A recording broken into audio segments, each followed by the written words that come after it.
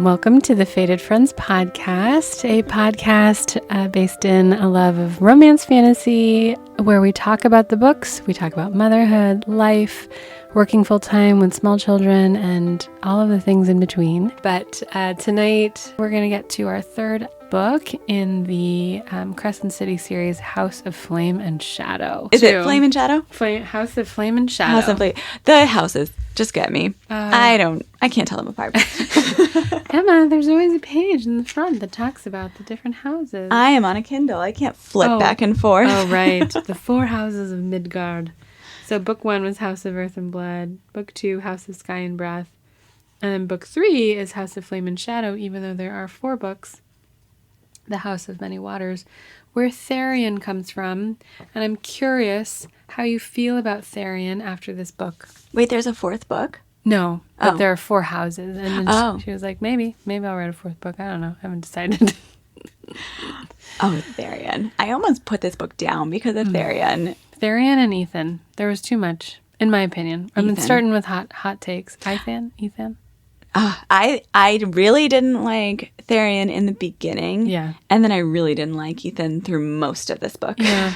Yeah. I found that the male characters in this third book were deeply frustrating. I thought you were going to say that. Mm-hmm. And I wonder how as I was finishing it today, because I finished it for the first time today, I was like, I wonder if this is intentional. And I feel like Veronica's going to call this out. Oh, yeah. I think it's totally intentional. Yeah. And like, I don't want to jump to the end, but like what happens in the end and how Bryce feels about everything in the end, I thought was so realistic. Do you know what I mean? Like she still hates the Fae. Yeah. After all of this. And understandably, they're the worst to her, to their own people. Like the Fae of Midgard suck. I thought that was going to come up more. I thought there was going to be some kind of, oh no, Bryce, you can't do your plan because suddenly we don't trust you. Because you are talking a lot about not liking the Fae. Yeah, right. A little, what's happening here? Exactly. Yeah, it's like, we're not sure if we should follow you. Yes. She's like a Trojan horse that's not a Trojan horse because it's like all over her, like, the Fae suck. Yeah. I hate the way that they run things and like. And she was very open about it and to Fae. Yeah. So wait, when did you read this book? When it first came out. Oh, I think I've read it twice. 2024. Oh my God. Yeah. Okay. So this one's very recent. It's very recent. Yeah. And then did you know this was the culmination of Crescent City? I did. Yeah. That's how it was. Okay. Interesting. I was so happy to have all 3 of them. Yes. To know I could just keep going. But yeah, I put it down because Therian was so annoying. But then I really started liking it when it's Bryce and Nesta. That's the best part. Those are the best parts of the whole book. I thought so too. And I love Azrael. And just throwing Azrael in there. Yeah. I was wondering when more of them were going to come, and then I realized it was just going to be Nesta and Azrael. I know. Which was interesting choices, like an interesting pairing. Yeah. Which kind of harkens back to when Sarah J Maas is like, I'm always surprised at who ends up gelling really well together in the characters and like who actually wants to be in the same room together. It is a fascinating group of 3 because also like Nesta and Azrael have minimal contact in Court of Silver Flames. So you're like, oh, what has happened since then? Now they're buds. Oh, I know. Yeah, in Silver Flames, he's just kind of creeping around while she and Cashin are trying to hang out. Trying to not run into them having sex everywhere. Yeah. He's just like, I feel like online people are like, he's just like creepy shadows, like watching or something. Shadow daddy. Yeah.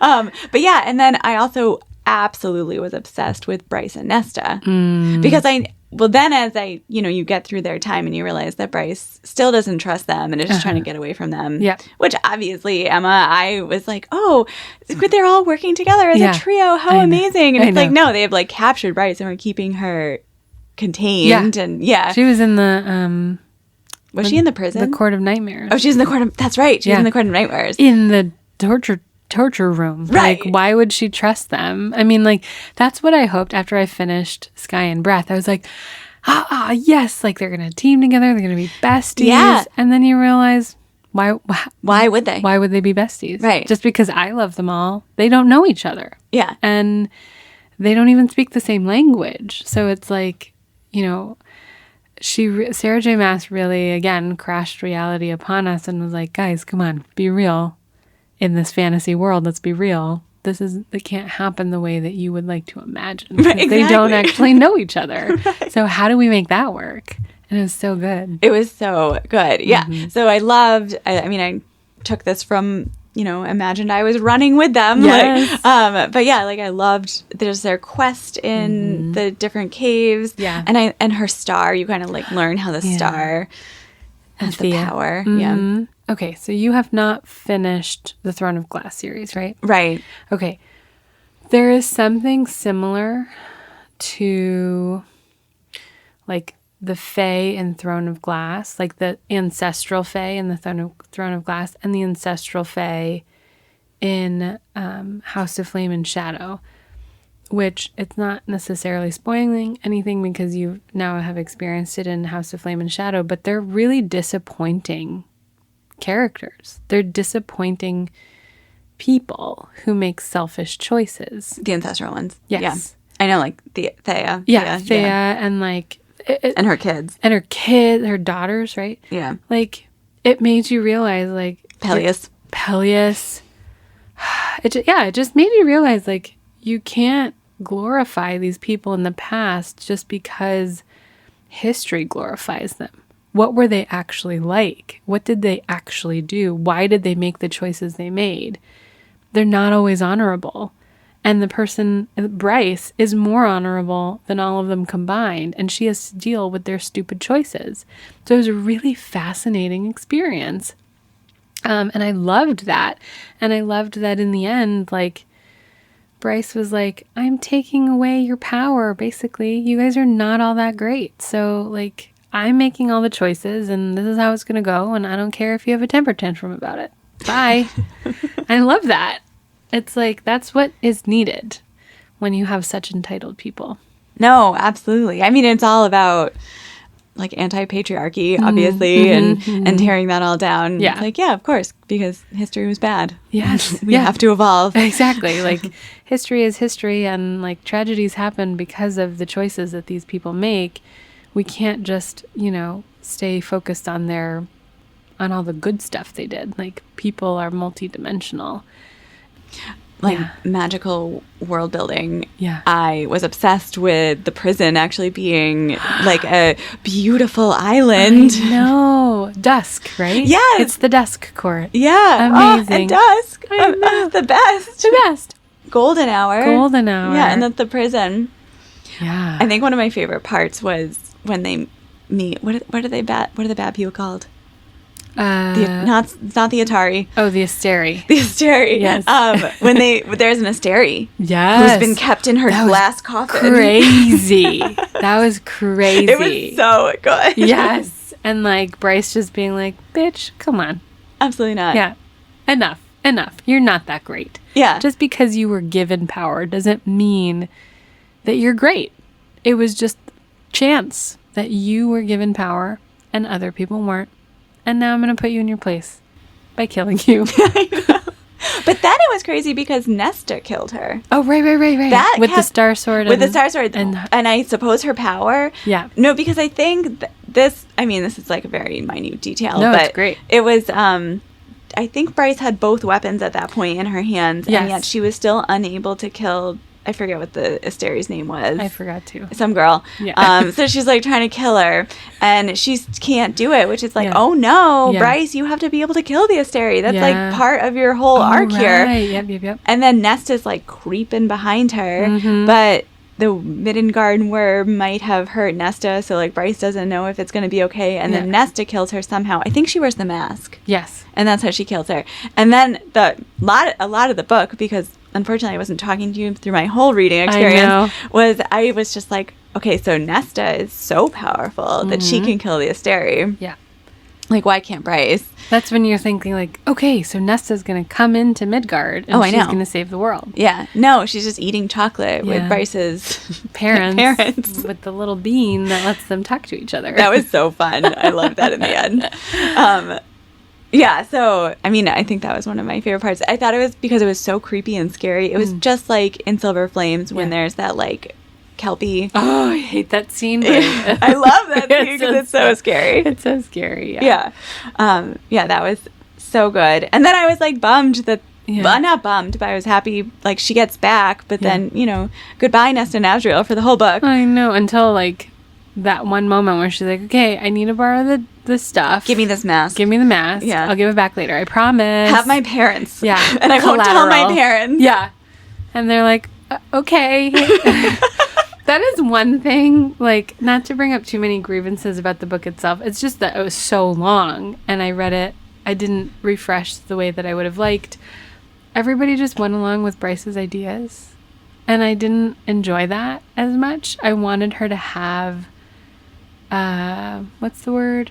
I wanted her to have like a counterbalance. Yes. Oh, yeah. Yeah, I wanted Hunt to stand up to her a little bit more. I feel like there were instances where he did, and she was like, what the fuck? Yeah. You're being so whiny. Right. Like, and I'm like, girl, come on. He's literally 200 years old, and he's fought in a war, and he's been a general. Like, can we done this before. Can we try to, like, give the guy some respect? He also just has been through a crazy, torturous dungeon.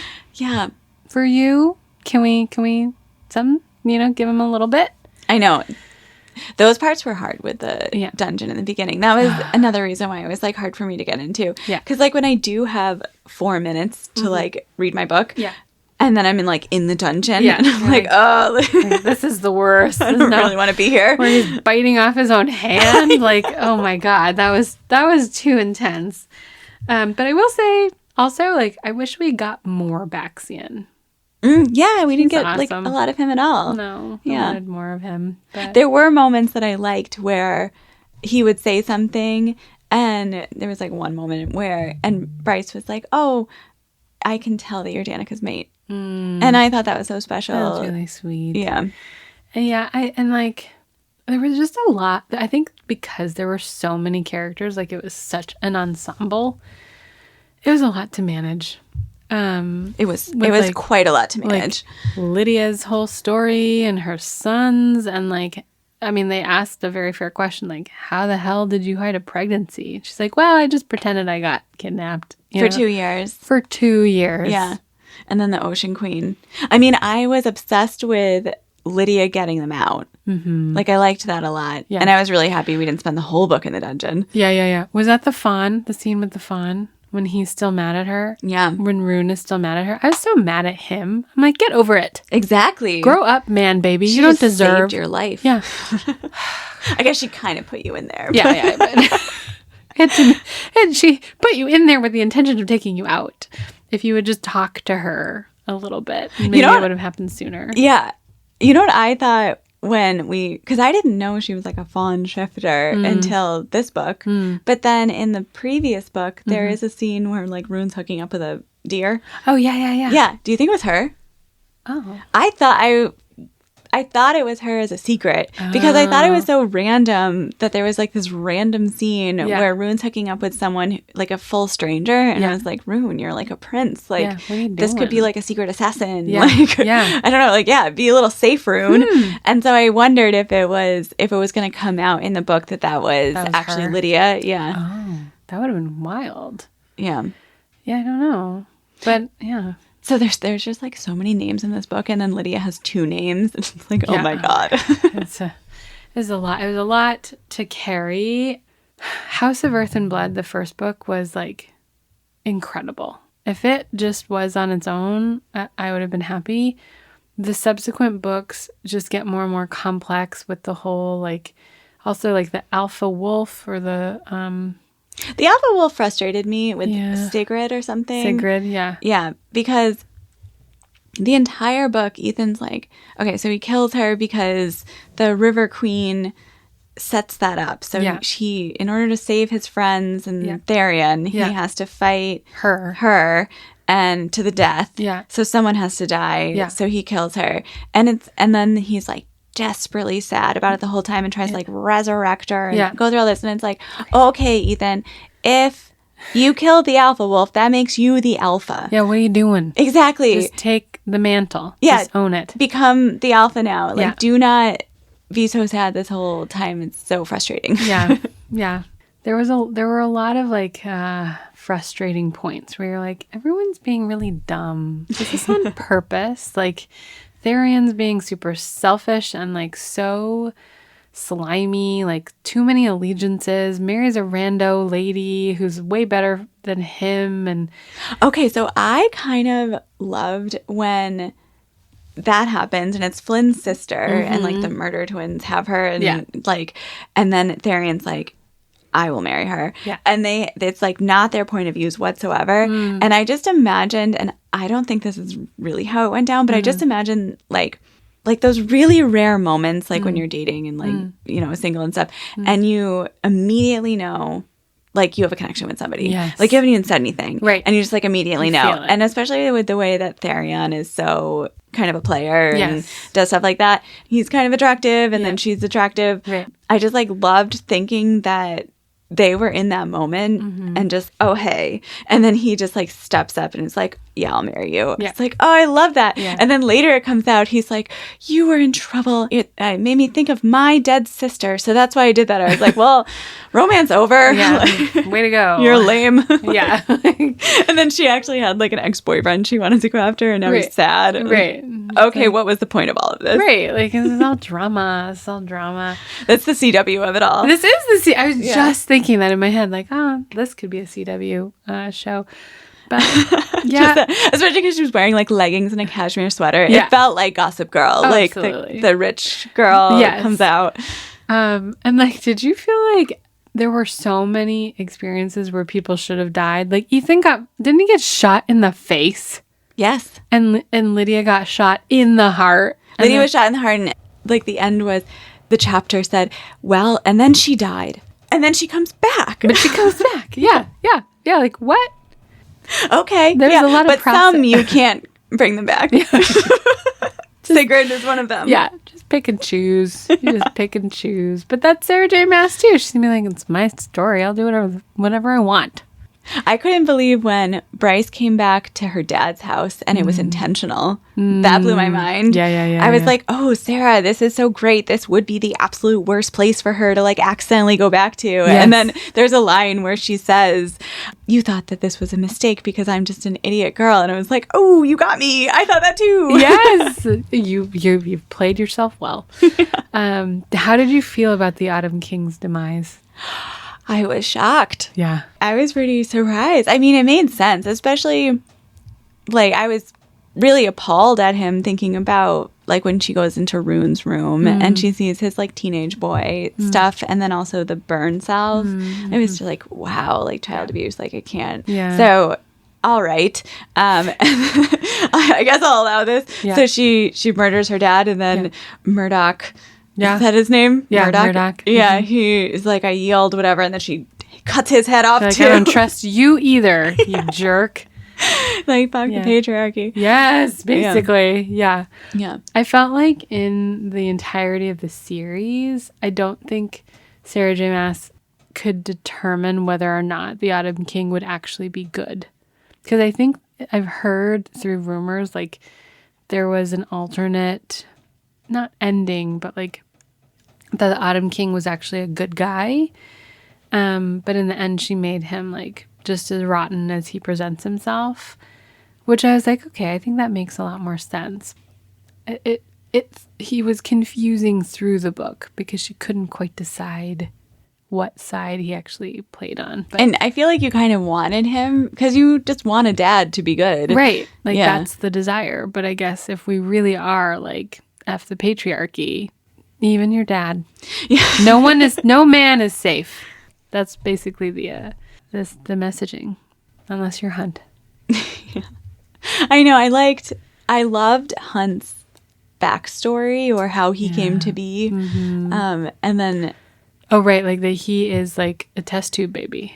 right. Yeah. He is Apollyon and the other guy, what's his name? Adria or something? It's the two death gods. Or is that what it's called? The Death Prince gods? of the Pit and Yeah. the Prince of, yeah. Yeah, like they basically combined their powers and then used a rando angel, right, to be like, you be our surrogate. I thought that was so interesting. And I Yeah. love that we get to find out because we never knew. Yeah. And Yeah. then he was made essentially to compliment Bryce, not intentionally to be mates, but just like to help in this final battle. Yes. It's like so special. It was all intentional. It was very interesting. And then I want to remember how that came to be.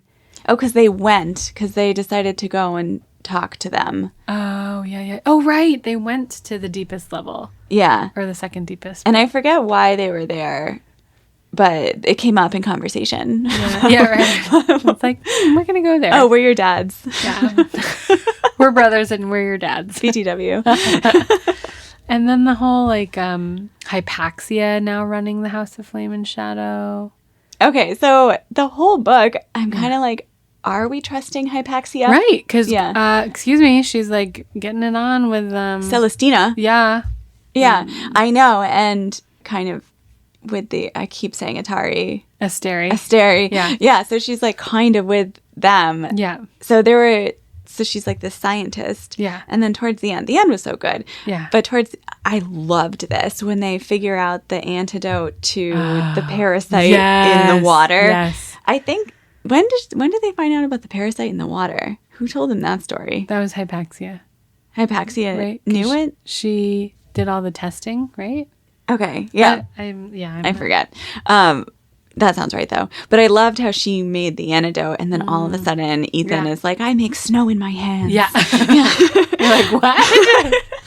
I am the strongest wolf there ever was. Yeah. Now I'm okay with being alpha or prime. Yes, prime. Yeah, so then I loved how, now we're just like leveling up every player. Like everyone has extra powers. It was like so built up. But they had to, right? In order to fight the Asteri, because the Asteri are like literally the power of stars. Right. Yeah. Yeah, so then I loved that. But I almost said Hunt.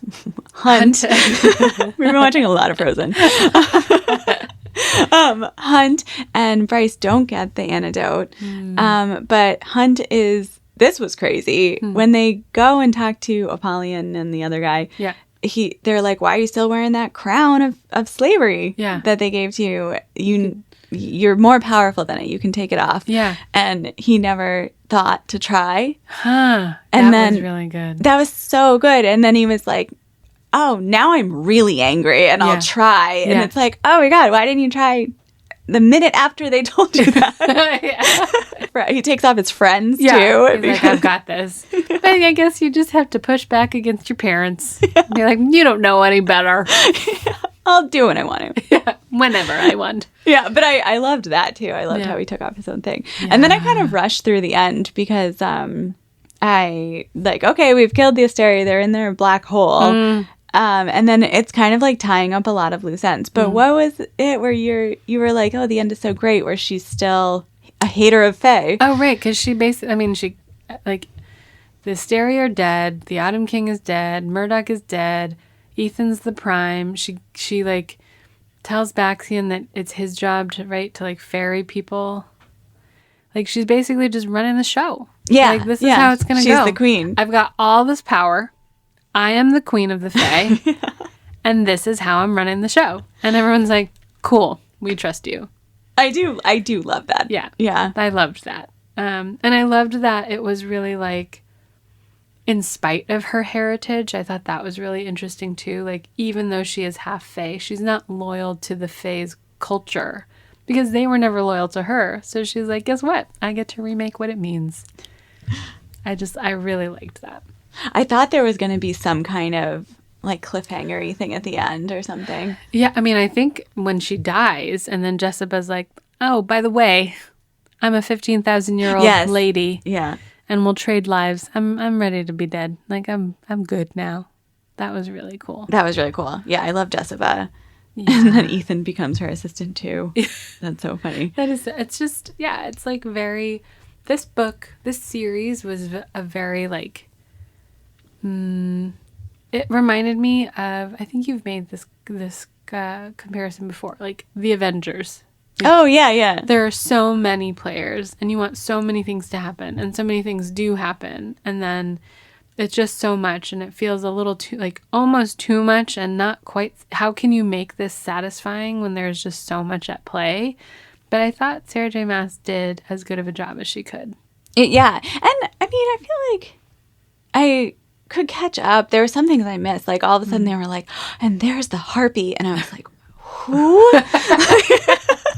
We are all so afraid of the harpy. I have no idea who this is. I can't remember. And like so many. And like it was like, even though this book was so long, you still only got like tiny sips of stuff, which is why I thought there was too much Therian and too much Ethan. Like, what do your stories mean? I don't care what your stories mean. Yeah, Give me more Bryce and Hunt. I'm going to go back there. I know. I did like that every little scene was like 5 paragraphs. Yeah. And then you go to the next thing. So it just like kept you really engaged. Super fast paced. Yeah. Yeah. Yeah. So it was not my favorite S.J. Maas book, but it's still her. And I thought she did a good job. Yeah. I heard online and maybe through you that the third one was like the worst, or people had a lot of negative reactions to it or something. So I was expecting something pretty bad. Yeah. And no, I mean, I liked it a lot. Yeah. Like, I thought it was great. It's fun. Yeah. It's, like, if you don't take it too seriously, it's all really, really fun. Any other thoughts? Well, I'm really, really happy that I finished it. And we have 2 more books coming starting in October. I know. Which, I mean, we've talked about this before, but October, what a great month for reading. Good month. It's going to be great. So these cozy. kind of books, yeah. And our kiddos will be in kindergarten. I know. Yours is going to be turning 6. I know. I'm excited for him. But without diving too deep into the whole, I have like so many fears around matriculated school and like the exposure to like older kids, and it's just like you had mentioned before, that's just not a learning environment that we have gotten to choose, and that's small and comforting and cozy. So just working through some of that discomfort. I feel like I know, and I mean, I'm choosing not to do that because we're going to keep... Oh, right. I forgot that you did. Yeah, I'm so glad, though, for you. I guess. I don't know. I'm worried. Now that we've made the decision, we're going to do, like, private kindergarten. Now that we've made that decision, I see all the reasons why that was, like, the bad decision. Just because first grade, we're going to do public first grade. So, like, first grade's going to be that much harder. She might just be more mature, though. Like, it's harder at 5. It's hard. Yeah. I know, but then I feel like it's going to be like when they went to daycare, and that was so hard. And then they, like, love daycare. Yeah. And they have so many friends, and they, like, it's so fun. Right. So, yeah, I feel like I'm having bigger feelings about it than, like, they're going to be like, what an adventure. Yeah. I love this school. Yeah. I feel like great. Oh, man. I know everyone here. I know the rules. I love rules. Yes. 6-year-old, 5 and 6-year-olds and their rules. And then you have the new school. Uh-huh. Yeah. Yes. Yeah, that'll be nice. Oh, man. All right. Well, what do you want to do next? What do you want to do next? Oh, we had a list. Should we go back to your list? Sure. Let me pull it up. Oh, it's not even... Oh, good. It's 9:48. It's not that late. No. This is great. You had such a good list. Because we were thinking about doing some really interesting books. Oh, my gosh. Now I'm going to have to go back so far. Okay. So these were the books that you've read and want to read. Okay. Shield of Sparrows. Oh, yeah. Will of the Many. Strength of the Few. Silver Elite. And those you've read. Those I've read. And then Alchemized and The Raven Scholar. Oh, right. I have not finished those. Did you start The Raven Scholar? I didn't. Oh, I did. Oh, you did? Do you like it? Yeah, I like it a lot. Okay. I think you'd like it. Let's do it. But I'm not very far in, but I really like it. Okay. Yeah, and then Alchemized is it's like the Harry Potter one, right? It's a Draco Hermione fanfic that was. But it's not them anymore. It's not them anymore. Yeah. Now it's like a whole new world. It's much darker, and it's also a standalone. So I'm happy with any. Okay.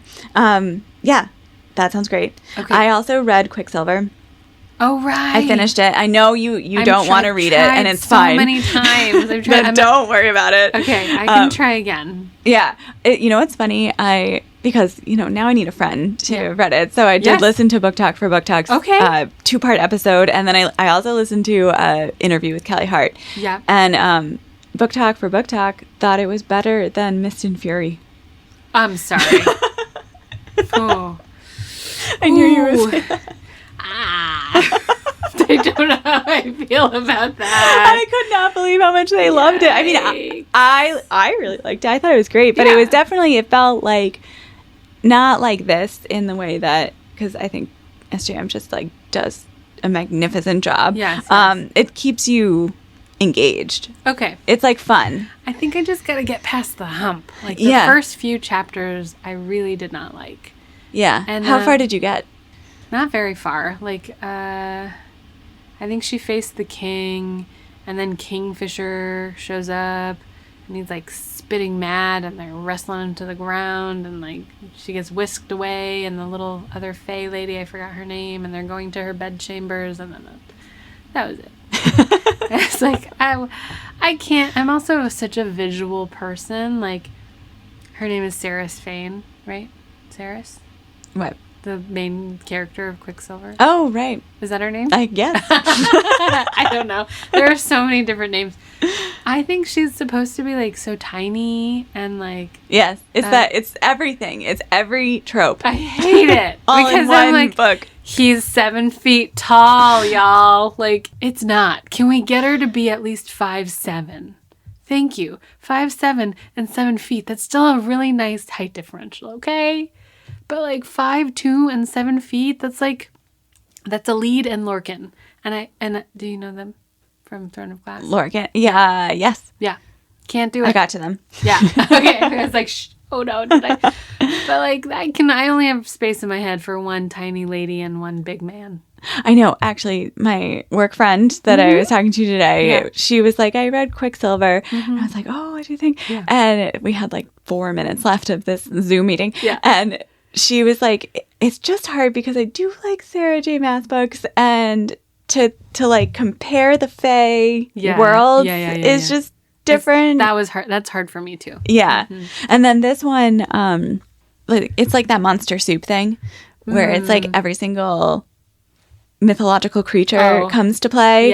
So that's kind of wild. Yeah. But yeah, I mean, you did not really enjoy Onyx Storm. And I would say this was less good than Onyx Storm. Okay. All right. I mean, I think if I need to reread the Empyrean series with fresh perspective, because I was taking the seriousness that I take with Sarah J Maas books into the Rebecca Yarros world, and that just is not appropriate. Like, I just have to reset my mind, and then I'm going to enjoy it. Yeah, you got to get the expectations all the way to the ground. Yeah, right. Yeah. Like, let me be surprised. Yeah. Let me, like... take it for what it is. Yeah. That's why, I mean, I started with Rebecca Yarros and then got to SJM, so I think that's the order of ops. Yeah. That makes sense. But, so yeah, I won't make you read Quicksilver. But just so you know, 2 girls on the internet think it's better than Mist and Fairy. Oh, man, and those 2 girls, I like them. I like what they have to say, so... I don't know. We'll see. But yeah, and then I would totally read Will of the Many because I've heard really good things. So good. And then we could read the next one. He just came out with the title for the 3rd book too, so I'm like very excited. Oh, cool. Yeah. Okay, I love it. Yay. Well, if you got this far, thanks for listening. Yes. Thank you for being here. Yeah, you can always reach out to us at fatedfriendspodcast@gmail.com. Because we are on a social media hiatus. Yeah, talk to us on Gmail. Comment on our podcast on Spotify or YouTube. Yeah, but we do have Instagram. Is that... It's just @Fated Friends. @Fated Friends. And we'll see you next time when we talk about the Raven Scholar. Yeah, okay. Raven Scholar. Yeah. Okay, let's do it.